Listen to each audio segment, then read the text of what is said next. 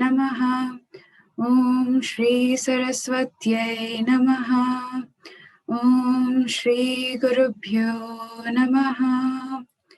Om Samasta Jana Kalyane Niratam Karunamayam Namami Chinmayam Devam Sadguru Brahma Vidvaram.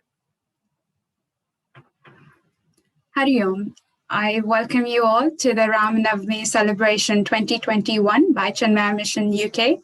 Today is a very auspicious occasion for all spiritual seekers as we contemplate upon the Vishnu Avatara of Sri Rama.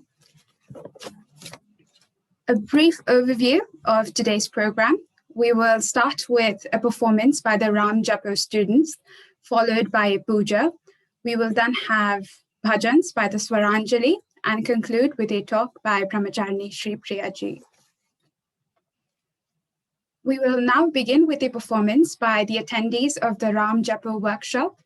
The workshop started 9 weeks ago and with 18 participants. It has been a blissful experience for all the attendees to have sung the Lord's name for 9 weeks leading up to today. They have put together a small performance with some of the attendees for all of us today. I invite you all to listen along and enjoy.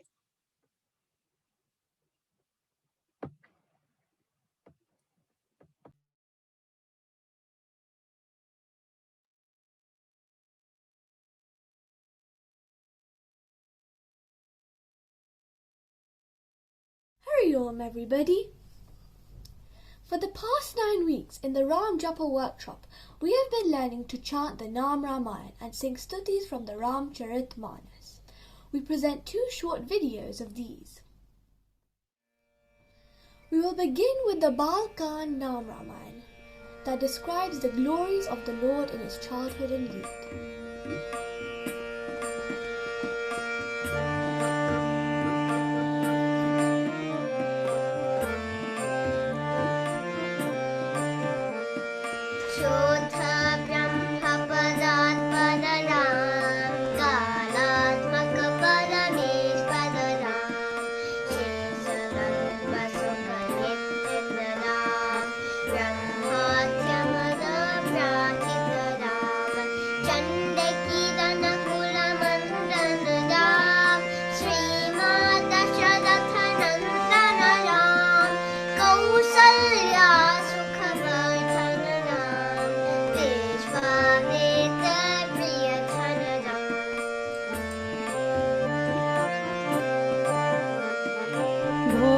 Tataka घातक राम मारीचादि निपातक राम कौशिक मख संरक्षक राम श्रीमदहल्योदारक राम गौतम मुनि संपूजित राम सुरमुनिवर गण संस्तुत राम नाविक धावित मृत पद राम मिथिलापुर जन मोहक Ram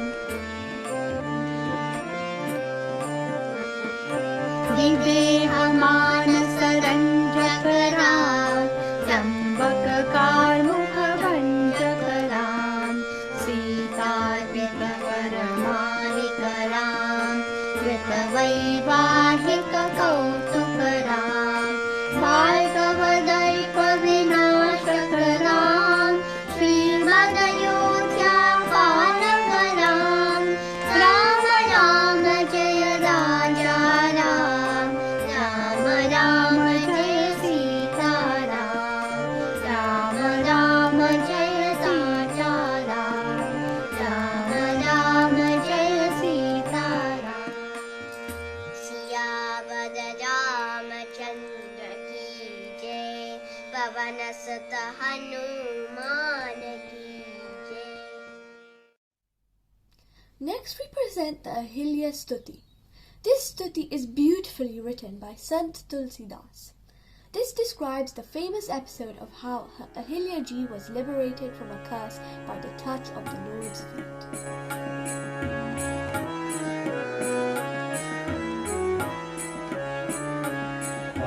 Satapad Pavan Sura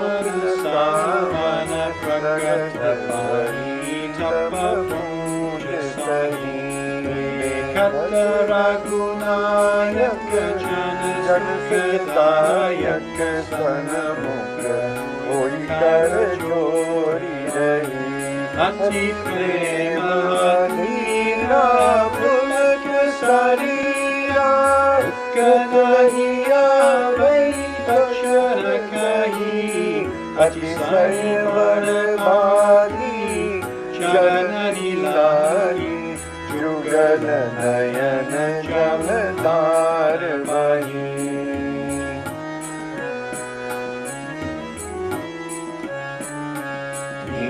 Lakshman कीन्हा प्रभु छीना रघुपति कृपा भगति पाई अति निर्मल बानी अति पानी ज्ञान गम्य जय रघुराई नान्य पावन प्रभु जग पावन पुजन सुखदाई राजीव विलोचन भव भय मोचन हारि हारि शरण आई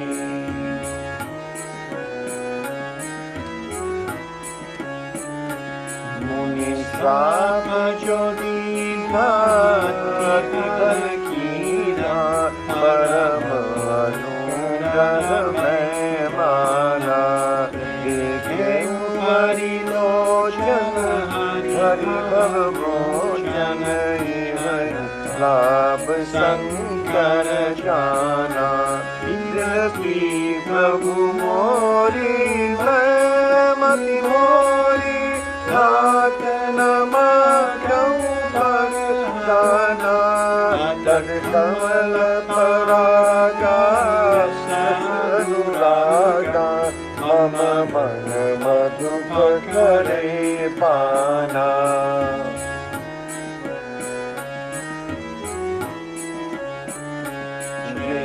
पद सुर सरिता परम पुनीता प्रगट हरि शिव शीर्ष धरि सोई पद पंकज जहि पूजत अजय मम सिर धरि कुपाल हरि एहि बारी सिधारी गौतमनारी बार बार हरि चरण हरि जो अति मन भावा सो पावा जय पति लोक आनंद भरी जय पति लोक आनंद भरी जय पति लोक आनंद भरी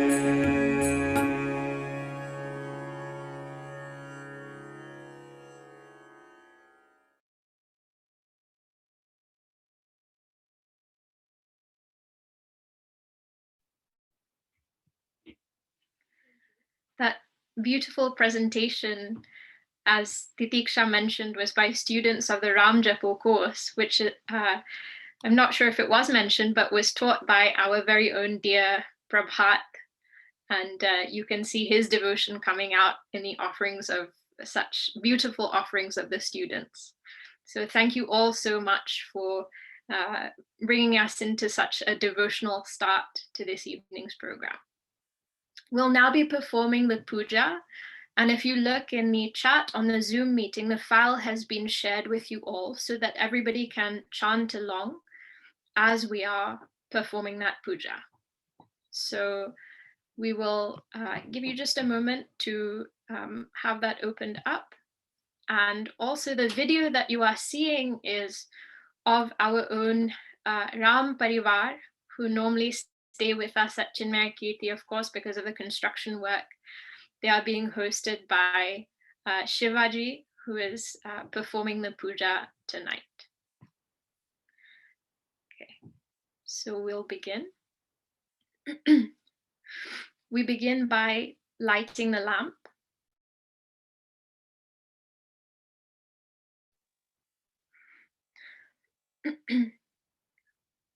Om Shubham Karoti Kalyanam Arogyam Dhanasampadaha Shatru Buddhi Vinashaya Deepajyotir Namostute. We take Lord Ganesha's blessings by folding our hands together and praying to him. Om Shuklam Baradharam Vishnum Shashivarnam Chaturbhujam Prasanna Vadanam Dhyayet Sarva Vighnopashantaye. We perform the Achamanam to wash away impurities. Om Keshavaya Swaha. Om Narayanaya Swaha. Om Madhavaya Swaha. Om Govindaya Namaha. Now take some water in the right hand and sprinkle it on ourselves as we chant. Om Apavitrah Pavitro Va Sarvavasthangato Piva Yasmaret Pundarikaksham Sabahya Shuchihi. Placing the right hand in the kalasha, which has been kept for Bhagwan's Abhisheka. Gange Chayamuni Chaiva Godavari Saraswati Narmade Sindhu Kaveri Jalesmin Sannidhim Kuru. Taking some water and sprinkling it in the four corners of the seat.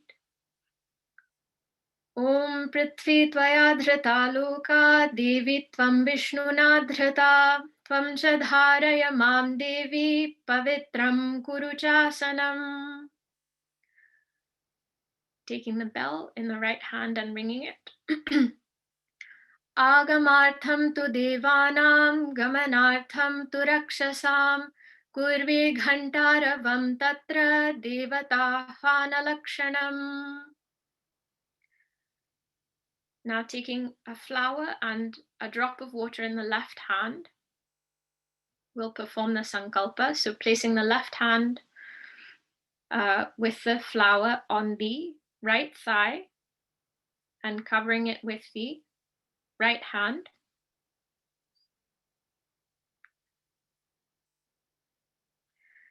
And we can all chant together. Om Mamopata Samasta Duritakshayadvara Shri Parameshwara Prityartham Asmin Shubha Muhurte Asmakam Sakutumbanam Samasta Duritopashantyartham Samasta Sanmangala Avaptyartham Sarvesham Ayuhu Arogya Aishwarya Siddhyartham Shraddha Jnana Bhakti Vairagya Siddhyartham Vidya Vinaya Praptyartham Shri Sadguru Prasada Siddhyarthancha Dhyana Avahanadi Shodashopacharehi Shri Ramachandra Swaminam Pujam Karishye. Offering the flower to Bhagwan.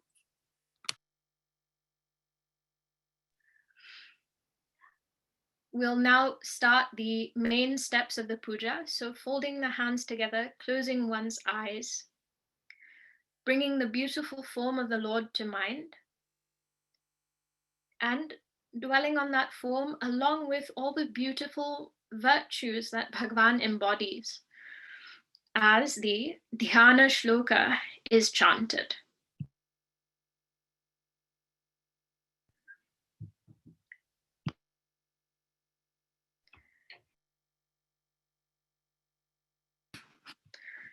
Dhyayedajanubahum dhritasharadhanusham baddhapadmasanastham Pītam Vasuvasanam Navakamaladalaspardhinetram Prasannam वामाङ्कारूढ Sita मुखकमलमिलोलोचनं नीरदाभम् नानालङ्कारदीप्तं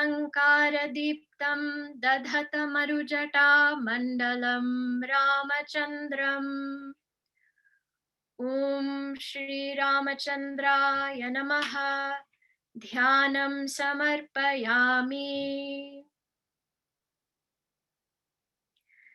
Inviting Bhagwan to be present, so placing the right hand at the feet of the Murti, left hand on the heart. Om Shri Sita Sahita Shri Ramachandram Sangam Saparivaram Sayudham Sashaktikam Avahayami. Taking a flower to offer as the seat. Om Shri Ramachandraya Namaha Asanarthe Pushpam Samarpayami. Taking some water to wash the feet. Om Shri Ramachandraya Namaha Padaravindayoh Padyam Samarpayami. Water to wash the hands. Om Shri Ramachandraya Namaha Hastayor Arghyam Samarpayami. Offering Achamanam, water to drink. Om Shri Ramachandraya Namaha Mukhe Achamaniyam Samarpayami.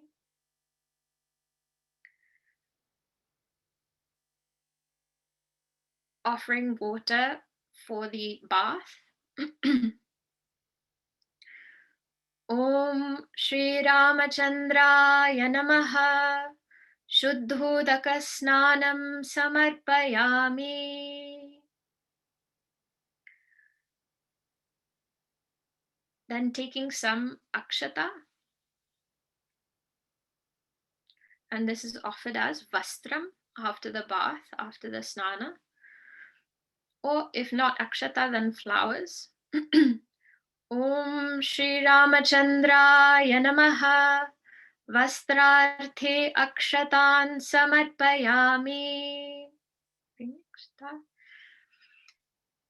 Then taking kumkum or chandan and then kumkum. So first chandanam.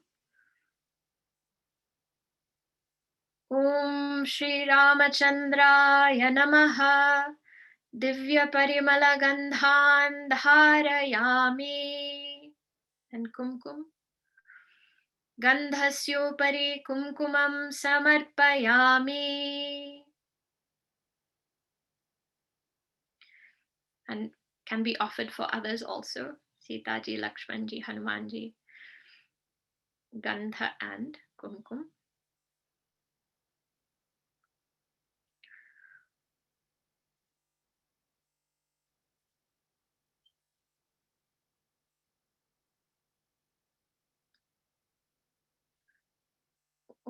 Om Shri Ramachandraya Namaha. Taking some akshata. Om Shri Ramachandraya Namaha Akshataihi Pujayami. Offering the akshata, taking a flower. Om Shri Ramachandraya Namaha Pushpaihi Pujayami. We're now ready to offer Archana. We'll be chanting the 108 names, and with each name offering flower, flower petal, or akshata. And please do join in with us as we chant. Om Shri Ramaya Namaha. Om Ramabhadraya Namaha. Om Ramachandraya Namaha. Om Shashvataya Namaha. Om Rajivalocanaya Namaha. Om Shrimate Namaha. Om Raghavendraya Namaha.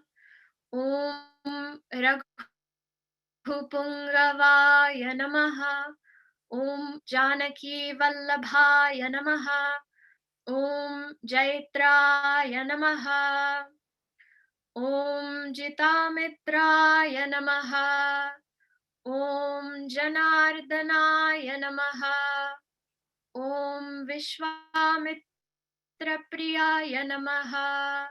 Om Dantaya Namaha. Om Sharanatranatatparaya Namaha. Om Valipramathanaya Namaha. Om Vagmine Namaha. Om Satyavache Namaha. Om Satyavikramaya Namaha.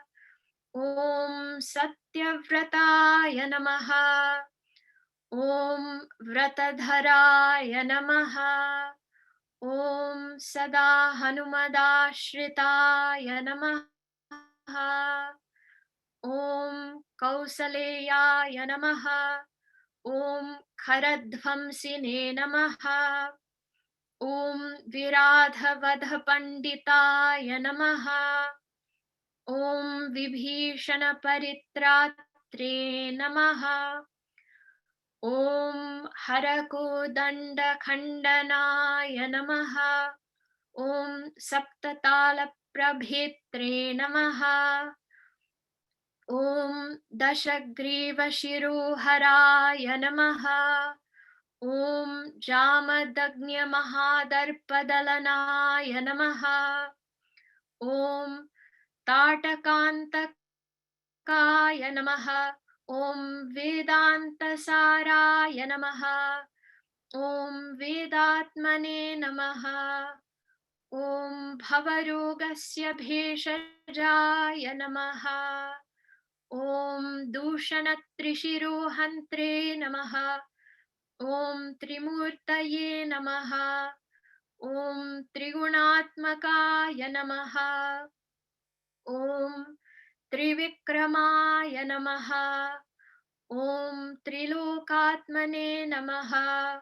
Om Punyacharitra Kirtanaya Namaha. Om Trilokakarakshakaya Namaha. Om Dhanvine Namaha. Om Dandakaranya Namaha. Om Ahalya Shamanaya Namaha. Om Pitrabhaktaya Namaha. Om Varapradaya Namaha. Om Jitendriyaya Namaha. Om Jitakrodhaya Namaha. Om Jitamitraya Namaha. Om Jagatgurave Namaha. Om Vrikshavanara Sanghatine Namaha. Om Chitrakuta Samashrayaya Namaha. Om Jayantatrana Varadaya Namaha. Om Sumitra Putra Sevitaya Namaha. Om Sarvadevadidevaya Namaha. Om Mritavanara Jivitaya Namaha. Om Maya Marichahantre Namaha. Om Mahadevaya Namaha. Om Mahabhujaya Namaha. Om Sarvadevastutaya Namaha. Om Saumyaya Namaha. Om Brahmanyaya Namaha. Om Munisamstutaya Namaha. Om Mahayogine Namaha. Om Mahodaraya Namaha. Om Sugriveepsita Rajyadaya Namaha. Om Sarvapunyadhikaphalaya Namaha. Om Smrita Sarvaghanashanaya Namaha. Om Adipurushaya Namaha. Om Paramapurushaya Namaha. Om Mahapurushaya Namaha. Om Punyodayaya Namaha. Om Dayasaraya Namaha. Om Purana Purushottamaya Namaha. Om Smitavaktraya Namaha. Om Mitabhashine Namaha. Om Purvabhashine Namaha. Om Raghavaya Namaha. Om Anantagunagambhiraya Namaha. Om Dhirutattagunottamaya Namaha. Om Maya Manushacharitraya Namaha. Om Mahadevadipujitaya Namaha. Om Setukrite Namaha. Om Jitavarashaye Namaha. Om Sarvatirthamayaya Namaha. Om Haraye Namaha. Om Shyamangaya Namaha. Om Sundaraya Namaha. Om Shuraya Namaha. Om Pitavase Namaha. Om Dhanurdharaya Namaha. Om Sarvayajnadhipaya Namaha. Om Yajvane Namaha. Om Jaramaranavarjitaya Namaha. Om Shivalinga Pratishthatre Namaha. Om Sarvavagunavarjitaya Namaha. Om Paramatmane Namaha. Om Parasmai Brahmane Namaha. Om Satchidananda Vigrahaya Namaha. Om Parasmai Jyotishe Namaha. Om Parasmai Dhamne Namaha. Om Parakashaya Namaha. Om Paratparaya Namaha. Om Pareshaya Namaha. Om Paragaya Namaha. Om Paraya Namaha. Om Sarvadevatmakaya Namaha. Om Paraya Namaha. Om Paraya Namaha. Om Paraya Namaha. Om Shri Ramachandraya Namaha. Atha Dhupaha. Now offer the incense.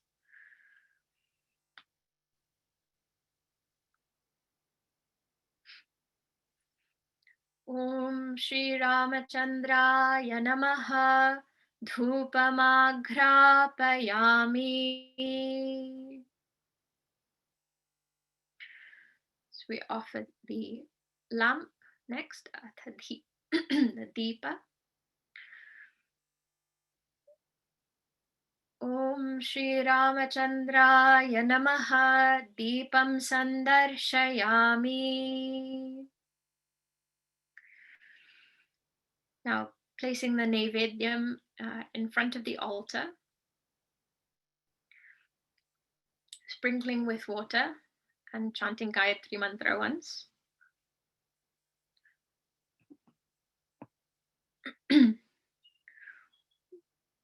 Om Bhurбhuvasvaha Tatsaviturvarenyam Bhargo Devasya Dhimahi Dhiyo Yo Na Prachodayat. Taking another spoonful of water, circling it 3 times around the Naivedyam, and then offering to Bhagwan. So just clockwise, just circling the water around the plate. Om Shri Ramachandraya Namaha. Naivedyam Nivedayami. And then with our hands, we offer with to the pranas. Om Pranaya Swaha. Om Apanaya Swaha. Om Vyanaya Swaha. Om Udanaya Swaha. Om Samanaya Swaha. Om Brahmane Swaha. Taking another spoonful of water, मध्ये मध्ये स्वादोदकं samarpayami. One more spoonful of water. Hastamukha prakshalanam samarpayami. Now taking a flower, or if there's any dakshina, but otherwise flower in the hand. Om Shri Ramachandraya Namaha Swarna Pushpa Dakshinam Samarpayami. Athamangala Nirajanam. So we'll now perform the Aarti, first the Vedic Aarti, and then we will have Aarti for Bhagavan Shri Rama. So if possible, standing and offering Aarti, whilst, yes, ringing the bell also.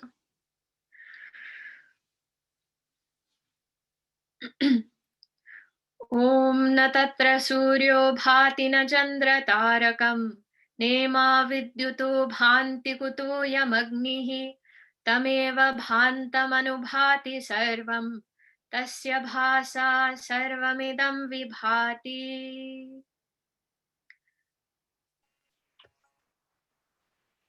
And the Aarti. मंगल आरती सिय रघुवर की दशरथ नंदन जनक सुता की भरत लक्ष्मण रिपुसूदन की रघुवर अति प्रिय पवन तनय की मंगल आरती।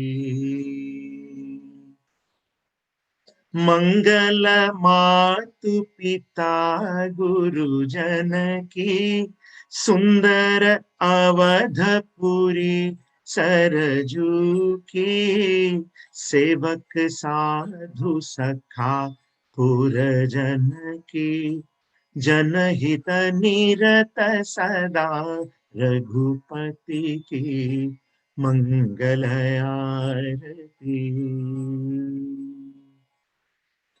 मंगल नितनई राम कथा की राम नाम जन जीवन धन की मधुर मनोहर मन भावन की प्रीति सिय रघुवर चरणन की मंगल आरती।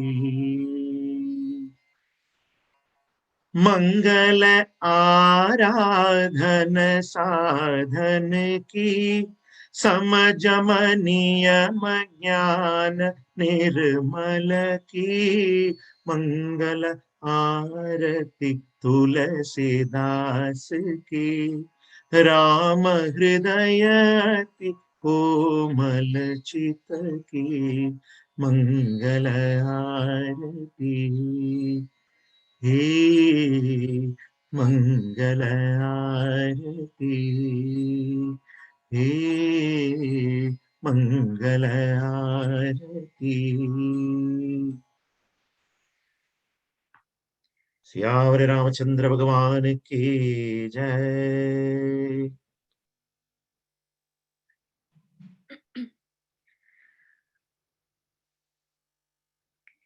So then taking some akshata in the right hand.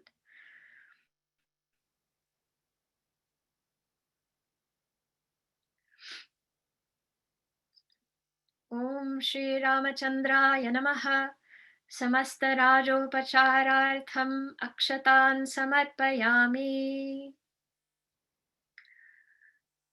Atha pushpanjalihi, taking some flowers in the hand and standing up.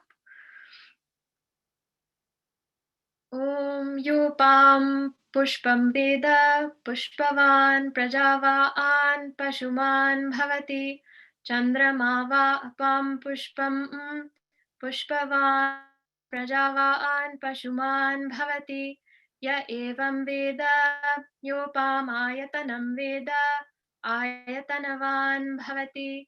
Harihi Om. Om Shri Ramachandraya Namaha. Pushpanjalim samarpayami. Atha pradakshina namaskaraha yani kani cha papani janmantara cha tani tani vinashyanti pradakshina pade pade. Om Shri Ramachandraya Namaha. Pradakshina namaskaran samarpayami. Atha prarthana. Bring for forgiveness in case of any error. Avahanam na janami visarjanam, pujam chaiva na janami, kshamasva parameshvara. Take a spoonful of water in the right hand. Kayena vacha manasindriyairva, buddhyatmana va, prakriti swabhavat, karumi adyat sakalam parasmai, Narayanaayeti samarpayami. Srimannarayanayeti samarpayami. Again, taking some water in the right hand and allowing it to flow down through the fingers. Om Tat Sat Brahmarpanamastu. Placing the left hand on the heart again and right hand at the base of the altar. Om Shri Ramachandraya Namaha Yathasthanam Pratisthapayami.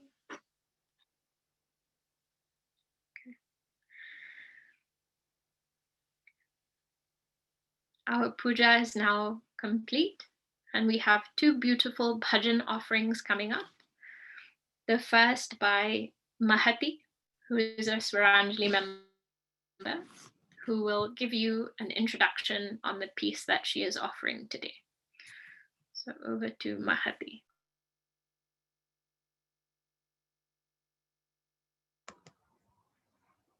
Hari Om and happy Ram Navami to everyone. I am going to sing a kirtana by Saint Tyagaraja called Rama Nanu Brovara, in which Tyagaraja says, "O Rama, won't you come and protect me? You are acclaimed as the benefactor of all creation, from the tiny ant to the Trinity. Charmer of mankind, you fascinate and lure us. Have you at any time found me seeking money from any quarter whatsoever, to lead an insolent, artificial life of pomp and luxury? Have I been roaming about, bloated with haughtiness and indulging in sinister, unscrupulous acts? O Sita Rama, worshipped by Saint Tyagaraja."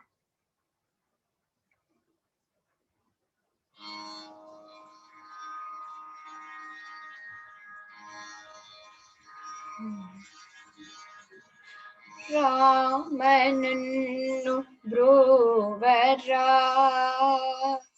Ramanannu brovara, Ramanannu brovara, Vemako lokabi, Ramanannu brovara, Nanu brovara, Nanu brovara.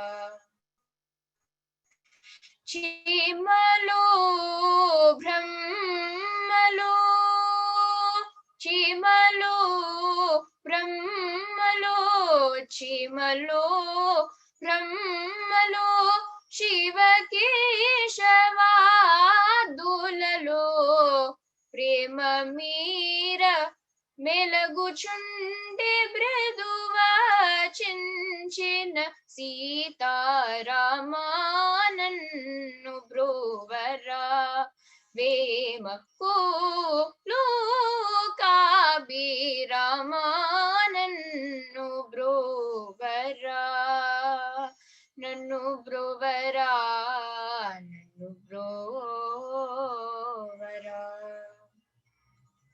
Meppulakai kanatavu napu badaga veera veegi tappu panulu leka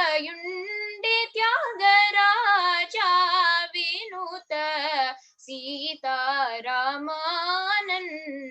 ಬ್ರೋವರ Vema ಲೋಕಾಭಿರಾಮನನ್ನು ಬ್ರೋವರ Vema ಲೋಕಾಭಿರಾಮನನ್ನು ಬ್ರೋವರ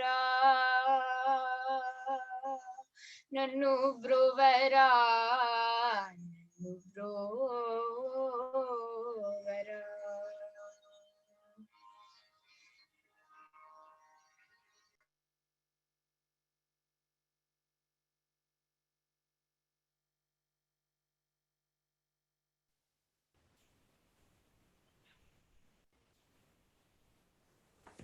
Hari Om. Thank you, Mahati, for that beautiful Tyagaraja Kriti. I'll now sing a few verses by Saint Tulsidas Ji, one of the greatest devotees of Lord Sri Ram. Tulsidas Ji in this bhajan gives a message that we all can take away and apply instantly in our lives. He says, Bhajamana Ram Charan Din Rati. So chant nothing but the name of the Lord. Surrender at the feet of the Lord day and night. Din Rati. Bhajamana Ram Charan Din Rati.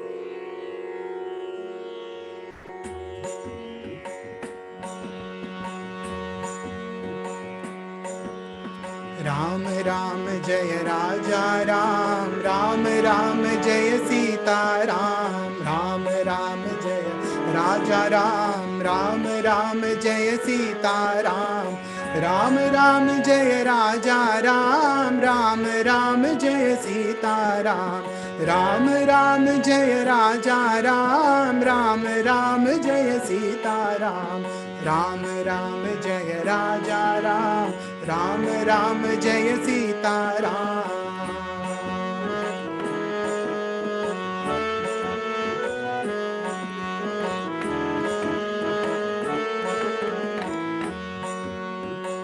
भज मन राम चरण दिन राति, भज मन राम चरण दिन राति, भज मन राम चरण दिन राति, भज मन राम चरण दिन राति. रसना कसन भजो तू हरि पद, रसना कसन भजो तू हरि पद, सुमिरत क्यों अलसाती. भज मन राम चरण दिन राति, भज मन राम चरण दिन राति.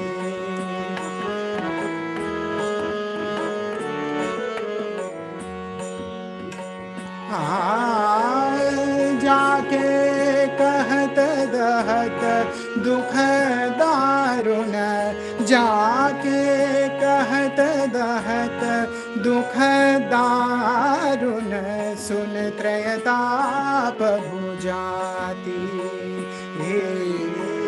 सुन त्रयताप भुजाति.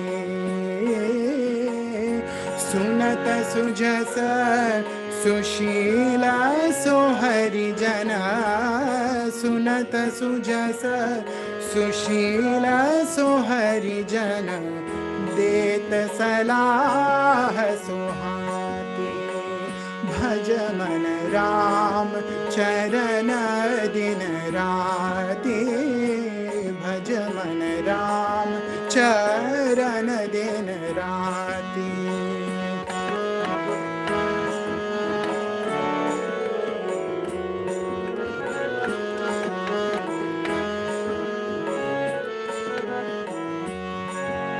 श्री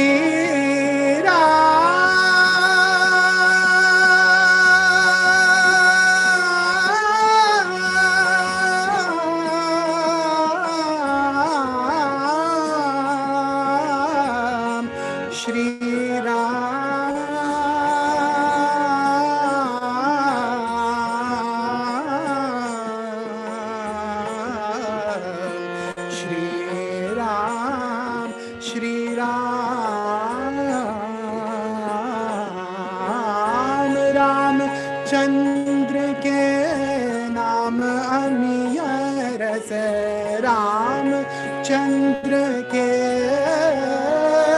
नाम अमीय रस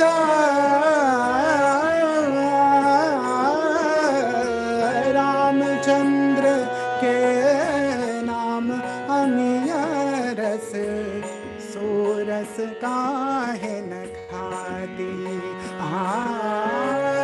रामचंद्र के नाम अमीय रस सोरस काहे न खाती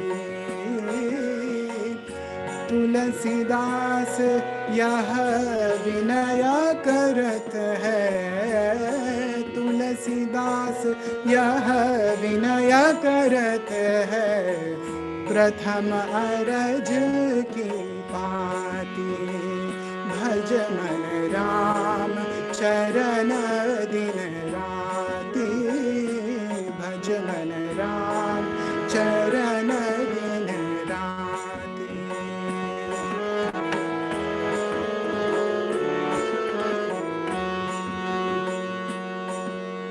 रघुपति राघव राजा राम पतित पावन सीताराम रघुपति राघव राजा राम पतित पावन सीताराम रघुपति राघव राजा राम पतित पावन सीताराम रघुपति राघव राजा राम पतित पावन सीताराम रघुपति राघव राजा राम पतित पावन सीताराम रघुपति राघव राजा राम पतित पावन सीताराम राम राम जय राजा राम राम राम जय सीता राम राम राम जय राजा राम राम राम जय सीता राम राम राम जय सीता राम राम राम जय सीता राम राम राम जय सीता राम राम राम जय सीता राम राम राम जय सीता राम राम राम जय सीता राम राम राम जय राजा राम राम राम जय सीता राम राम राम जय राजा राम राम राम जय सीता राम राम राम जय सीता राम राम राम जय सीता राम राम राम जय Sita Ram Ram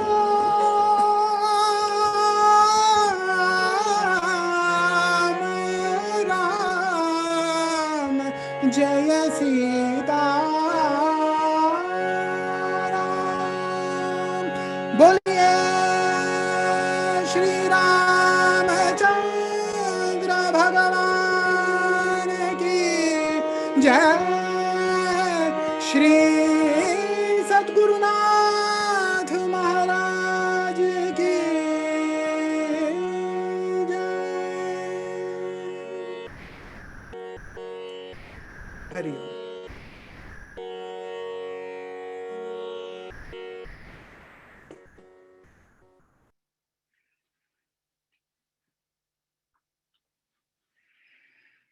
Hari Om. I almost wish that we could just conclude with that beautiful bhajan. But since you saw that slide, I'll have to say something.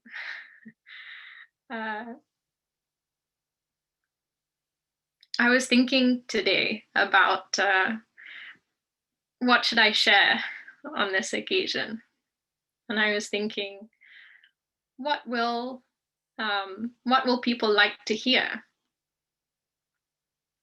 And then I realized that's the wrong question, because it's not what we like to hear. It's what's right for us to hear. There is a very famous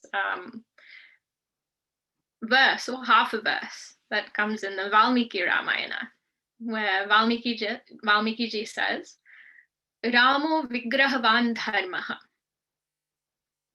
Sri Rama, Bhagwan Rama, is the embodiment of dharma. And dharma is not what we want it to be. Dharma is what is right. Dharma is not decided by our likes and dislikes. Dharma is not decided by the majority, just because lots of people say it's right. Dharma is not decided by the wealthy or the powerful. Dharma is not decided by politicians. Dharma is not decided by any one person. Then how do we know what dharma is? So we can go to the Vedas and we can study the Vedas and we can try and find the secret of dharma for ourselves. Or we can try to know who is Bhagavan Rama. Because being the embodiment of dharma, if we know him, then we know what is dharma. And knowing dharma, living dharma, allows us to offer peace to the world, to be peaceful ourselves and to offer peace to the world. And in the world that we are living in right now, I don't know what is more necessary than that.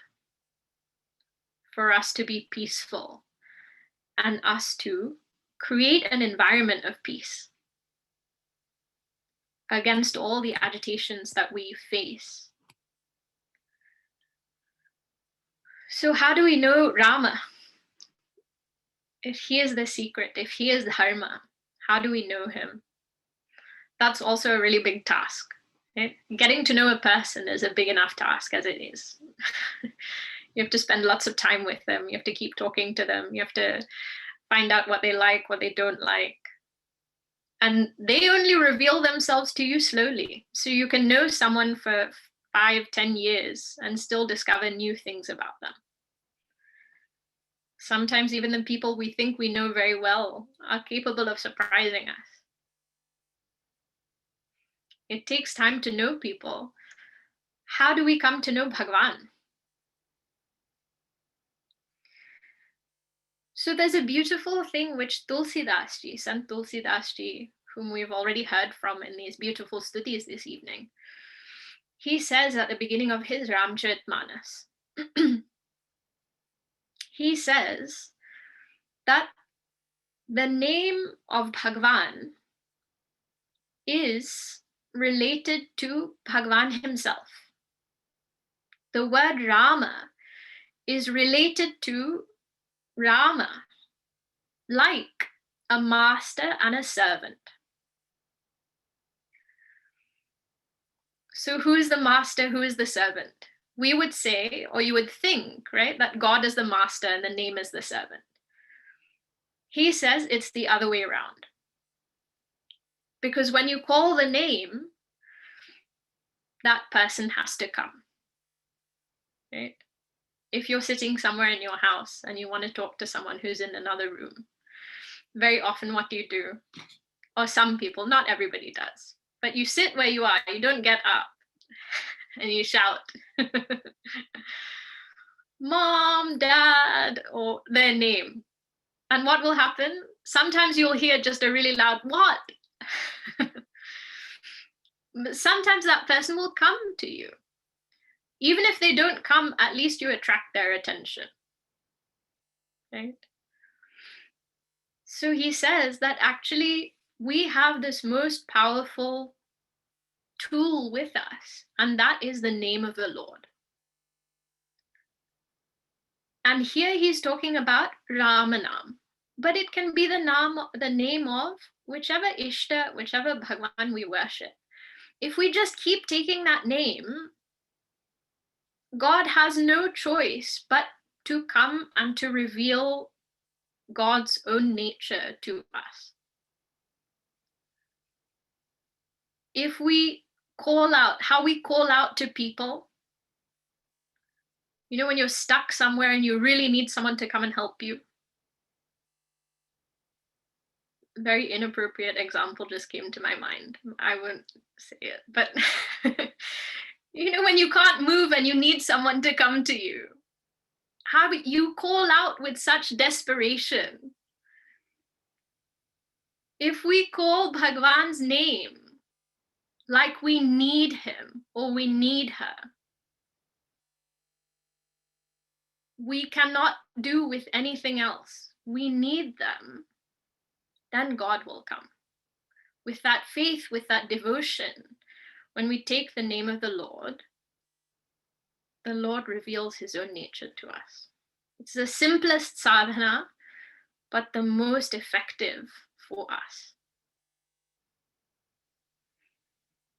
These festivals are inspiration for us to renew our enthusiasm about doing our sadhana, about being on this path, about finding God. So let us be firm in at least this, in at least taking the Lord's name every day. Let us commit to that, and he will come to us. Okay. So we have a few announcements. Before that, we'll just say the closing prayers, and then I'll hand over. Om Purnamada Purnamidam Purnat Purnamudachyate Purnasya Purnamadaya Purnameva Vashishyate. Om Shanti Shanti Shanti. Hari Om Shri Guru Pyo Namaha. Hari Om. Just before I hand over to Titiksha, who will be doing the announcements, I just wanted to let everybody know that this evening's program has been beautifully organized and brought together by members of our CHIK, Chinmaya Yuva Kendra community, adults between the age of 18 and 30 who gather every Wednesday to take part in various study groups, study classes, where they engage in discussion, in kind of sharing, but also do such kind of seva. So if you know anyone between the ages of 18 and 30 who you think might be interested, then please tell them that CHIK is open and they're welcome to join. And big thanks to our CHIK Sevaks this evening, who have done a great job with organizing and bringing this program together. Okay, so over to Titiksha.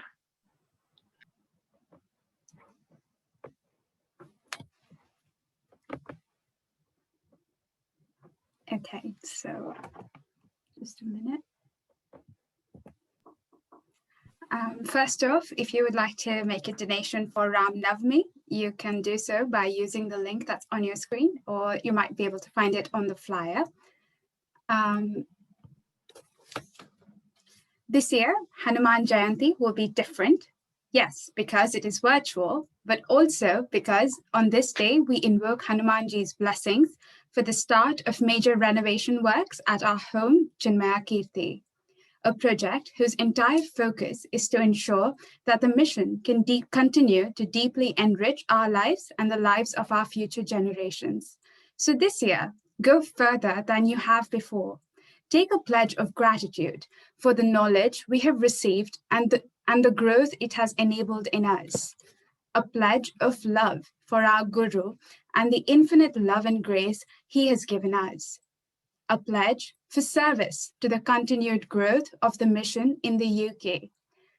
To be a sponsor, please visit the link that's on your screen or in the flyer. And for the celebrations, join us on Zoom on Sunday, 25th April for the celebration.